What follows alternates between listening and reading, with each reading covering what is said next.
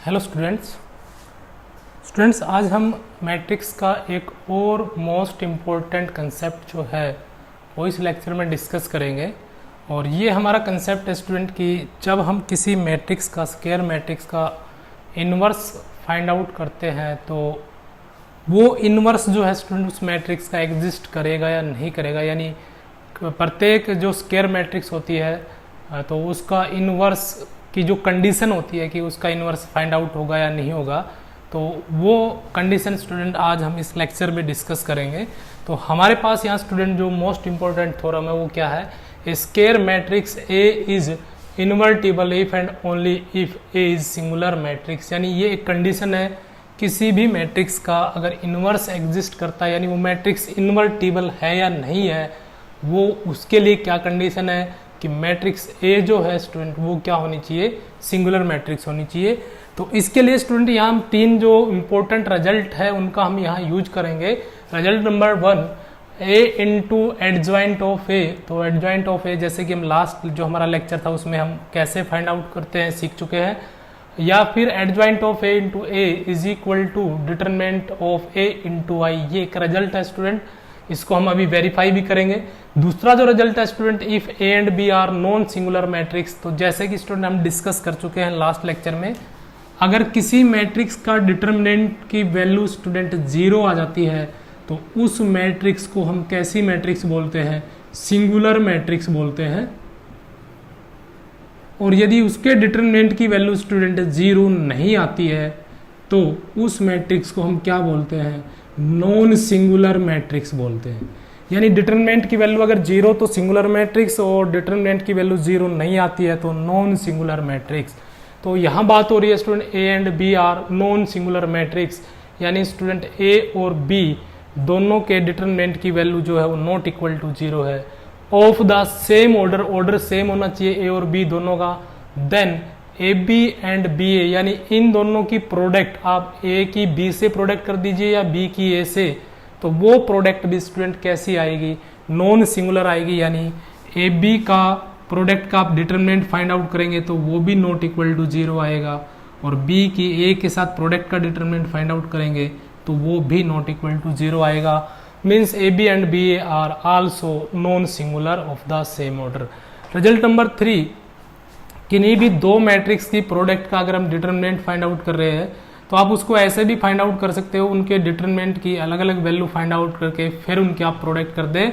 तो इस तरीके से ये रिजल्ट लिखा जा सकता है, ए बी का डिटरमिनेंट इक्वल टू ए का डिटरमिनेंट इनटू बी का डिटरमिनेंट। तो ये तीन कंसेप्ट जो है स्टूडेंट हम यहाँ इस लेक्चर में यूज करेंगे। तो सबसे पहला जो देखिए स्टूडेंट, इसको हम वेरीफाई कर लेते हैं ये क्या है। तो इसके लिए स्टूडेंट हम क्या करते हैं, देखिए यहाँ पे कोई भी एक मैट्रिक्स है, ए मैट्रिक्स है, और उसकी मैट्रिक्स की उसके एडजॉइंट के साथ हमने क्या करनी है, प्रोडक्ट करनी है। तो जैसे कि स्टूडेंट मैंने ए मैट्रिक्स को कंसिडर कर लिया यहाँ पे, A11, A12, A13, 3x3 order की ले रहा हूं मैं यहाँ पे, 2x2 के लिए भी कर सकते हो।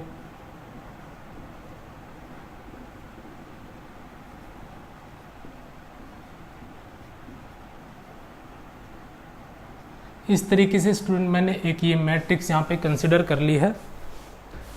और अब इस मैट्रिक्स की स्टूडेंट किससे मल्टीप्लाई करनी है, इसके एडजॉइंट से मल्टीप्लाई करनी है। और जैसा कि स्टूडेंट हमें पता है मैट्रिक्स का एडजॉइंट हम कैसे फाइंड आउट करते हैं, इस मैट्रिक्स के कोफैक्टर निकालते हैं। कोफैक्टर से जो मैट्रिक्स बनती है उसका हम क्या लेते हैं स्टूडेंट, ट्रांसपोज लेते हैं, तो हमें उस मैट्रिक्स का एडजॉइंट मिल जाता है।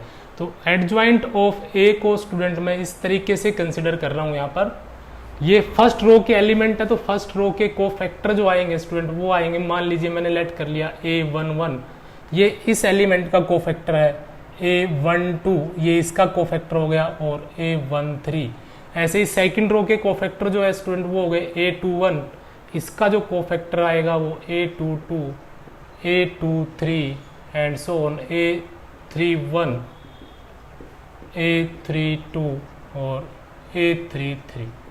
और इसका स्टूडेंट, क्योंकि ये कोफैक्टर से एक मैट्रिक्स बनी है, इसका हमने क्या लेना है, ट्रांसपोज। ट्रांसपोज लेने के बाद ये क्या बन जाएगा, एडजॉइंट ऑफ ए बन जाएगा।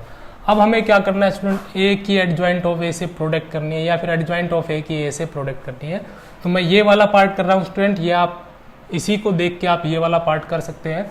तो ए की स्टूडेंट हम प्रोडक्ट कर रहे हैं किसके साथ, ए मैट्रिक्स की एडजॉइंट ऑफ ए मैट्रिक्स के साथ हम प्रोडक्ट कर रहे हैं।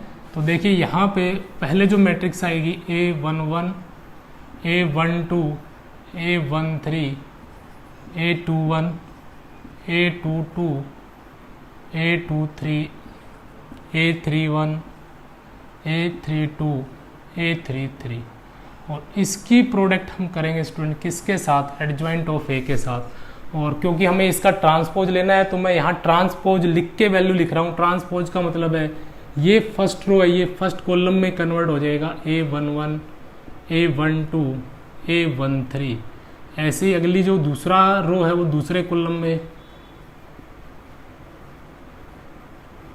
तीसरी रो जो है वो थर्ड कॉलम में,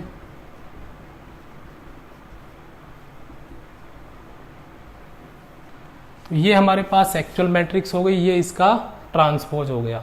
अब स्टूडेंट हमें इनकी प्रोडक्ट करनी है। तो प्रोडक्ट में स्टूडेंट हम हमारे प्रीवियस लेक्चर्स के जो रिजल्ट है हम उनका यूज करेंगे। तो जैसे जब हमने को फैक्टर का जो लेक्चर डिस्कस किया था स्टूडेंट, तो उसमें हमने आपको बताया था कि अगर किसी रो के को फैक्टर की, ये रो के एलिमेंट है, ये एक्चुअल जो मैट्रिक्स थी ये उसकी फर्स्ट रो के एलिमेंट है और ये फर्स्ट रो के कोफैक्टर थे। ट्रांसपोज लेने के बाद ये फर्स्ट रो के कोफैक्टर ऐसे अरेंज हो गए हैं। तो आप ऐसे मेंशन ऐसे चेक कर सकते हो, ये प्रीफिक्स जो है वो सेम होने चाहिए। सेम है इसका मतलब ये क्या है, ये जिस रो के एलिमेंट है ये उसी रो के कोफैक्टर है। ये फर्स्ट रो के एलिमेंट है क्योंकि फर्स्ट वैल्यू सेम है।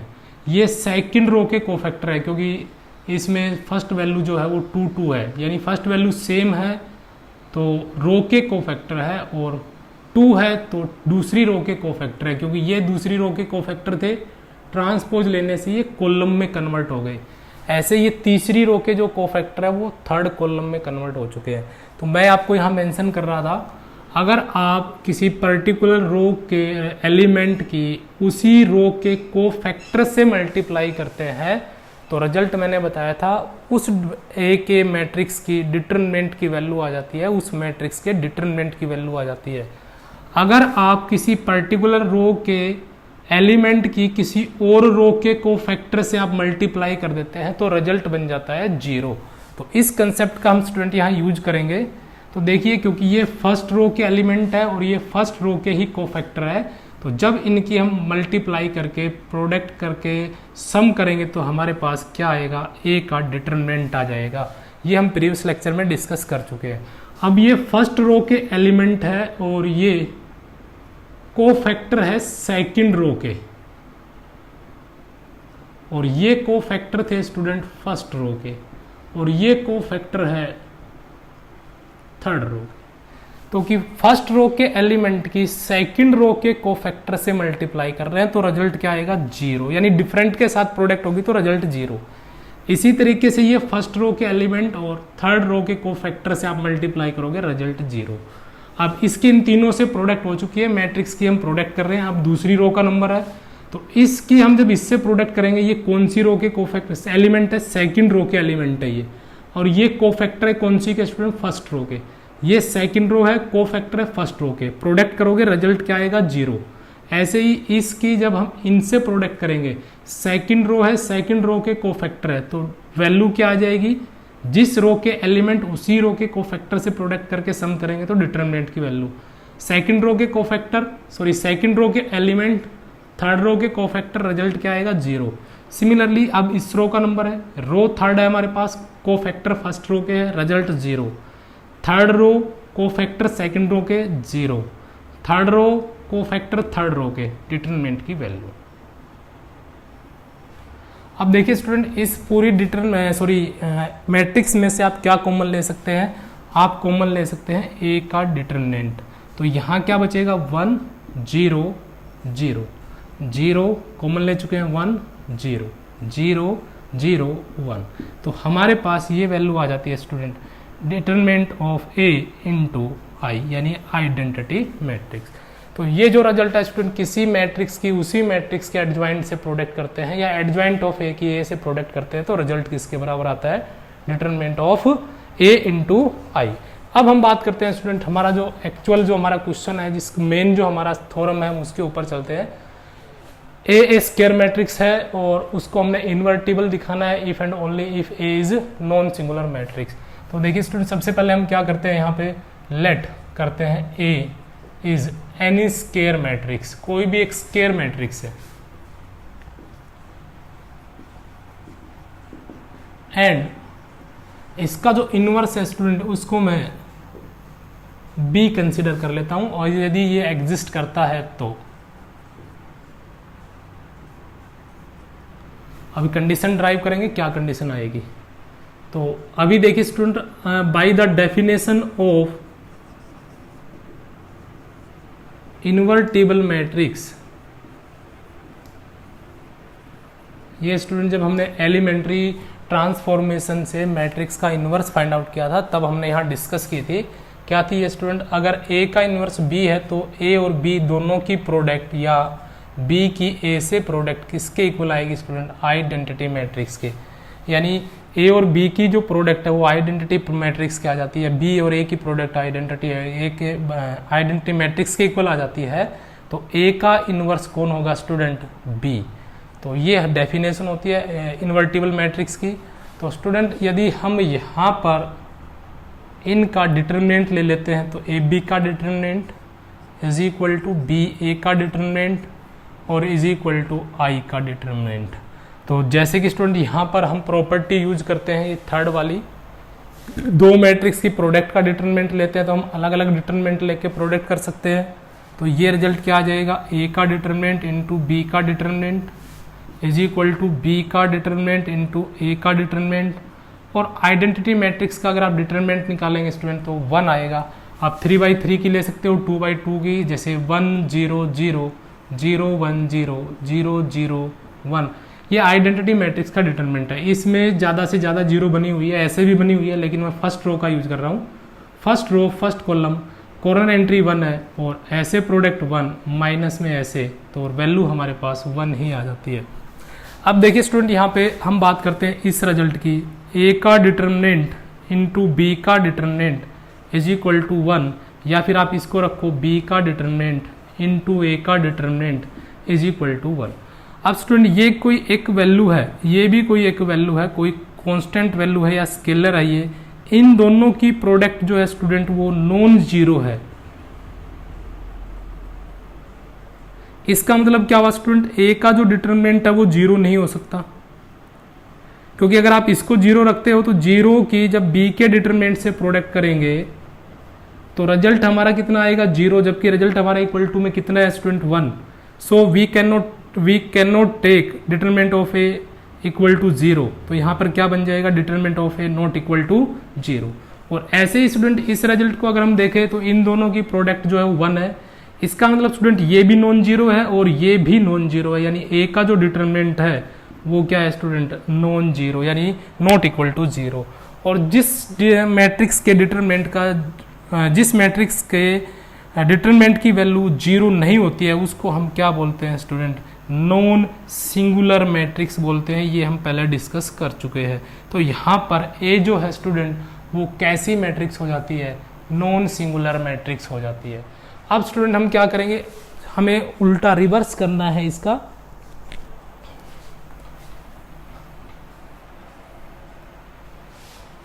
रिवर्स का मतलब क्या है स्टूडेंट, हमने यहाँ पे क्या किया है, हम ए मैट्रिक्स का इन्वर्स लेके चले हैं और ए मैट्रिक्स को हमने कैसा दिखा दिया, नॉन सिंगुलर दिखा दिया है। अब हम यहाँ पे क्या करेंगे स्टूडेंट, मैट्रिक्स जो है हमारे पास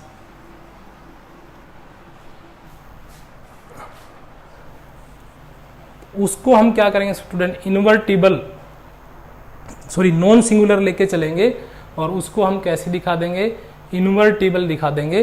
तो यहाँ पे स्टूडेंट हम लेट करके चलते हैं, लेट डिटरमिनेंट ऑफ ए, आप क्या कर रहे हैं, इसका रिवर्स यानी कन्वर्सली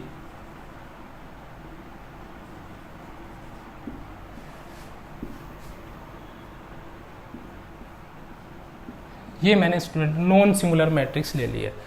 अब स्टूडेंट ये जो रिजल्ट है हमारे सामने लिखा हुआ है, मैं इसका यूज करता हूँ a into adjoint of a is equal to adjoint of a into a is equal to determinant of a into I. अब स्टूडेंट ये जो आपने रिजल्ट अभी जो वेरीफाई किया हमने ये रिजल्ट, इस पूरे रिजल्ट को स्टूडेंट मैं किससे डिवाइड कर रहा हूँ, डिटरमिनेंट ऑफ a से डिवाइड कर रहा हूँ। और ये आप कर सकते हैं क्योंकि डिटरमिनेंट ऑफ a जो है वो क्या है, नॉट इक्वल टू जीरो। तो आप नॉन जीरो वैल्यू से आप पूरी इक्वेशन को क्या कर सकते हैं, डिवाइड कर सकते हैं। तो इधर रिजल्ट आ जाएगा student a into adjoint of a by में डेट ऑफ a, यानी determinant of a, adjoint of a by में determinant of a into a is equal to determinant of a into I. और इसको भी हमने किससे डिवाइड कर दिया, डिटरमिनेंट ऑफ a से। तो ये जो रिजल्ट देख रहे हैं स्टूडेंट, देखिए इसमें डिटरमिनेंट ऑफ a से डिटरमिनेंट ऑफ a क्या हो जाएगा, कैंसिल। तो this can be written as a into adjoint of a by में det of a is equal to adjoint of a by में det of a into a is equal to I. अब यहां देखिए student, ये जो result आपके सामने दिखाई दे रहा है, अगर इस रिजल्ट को हम कंसिडर कर लेते हैं b, let b is equal to adjoint of a by में डिटरमिनेंट ऑफ a, तो ये जो हमारे पास रिजल्ट है वो क्या बन जाएगा, ab is equal to I, sorry ab is equal to ये बनेगा ba, क्योंकि इसको हमने b कंसिडर किया है, इज इक्वल टू आई। ये हमारी जो इन्वर्टिबल मैट्रिक्स की डेफिनेशन थी स्टूडेंट, वही आ जाती है। इसका मतलब क्या है स्टूडेंट, a की b से प्रोडक्ट जो है वो i आ रही है, यानी a का इनवर्स कौन है स्टूडेंट, b। और इसको आप क्या लिख सकते हो, a inverse is equal to b की जो वैल्यू है स्टूडेंट वो हमने क्या लेट की थी यहाँ पे, एडजॉइंट ऑफ a बाई में डिटरमिनेंट ऑफ a। और क्योंकि a हमारे पास नॉन सिंगुलर है तो इसका डिटरमिनेंट क्या होगा student, not equal to zero. तो एक तो यहाँ पे स्टूडेंट ए मैट्रिक्स जो है वो कैसी प्रूव हो जाती है, इन्वर्टिबल, यानी इसका इन्वर्स एग्जिस्ट करेगा। और इसका इन्वर्स एग्जिस्ट करने की जो कंडीशन आती है वो क्या कंडीशन है स्टूडेंट की, जो हमारे पास मैट्रिक्स है वो कैसी होनी चाहिए, नॉन सिंगुलर होनी चाहिए। और यहाँ से स्टूडेंट हमारे पास एक डायरेक्ट फॉर्मूला भी बनता है कि यदि हमें एलिमेंट्री ट्रांसफॉर्मेशन का यूज नहीं करना इन्वर्स निकालने के लिए, तो हम इस फॉर्मूले से भी किसी मैट्रिक्स का इन्वर्स निकाल सकते हैं। और फॉर्मूला क्या रहेगा, एडजॉइंट ऑफ a, इसको हम डिवाइड कर देंगे डिटरमिनेंट ऑफ a से। और कंडीशन क्या रहेगी, a का जो डिटरमिनेंट है वो क्या होना चाहिए, नॉन जीरो होना चाहिए। तो ये इन्वर्स निकालने का हमारे सामने एक फॉर्मूला भी बन जाता है जिसको हम एक्सरसाइज में यूज करेंगे।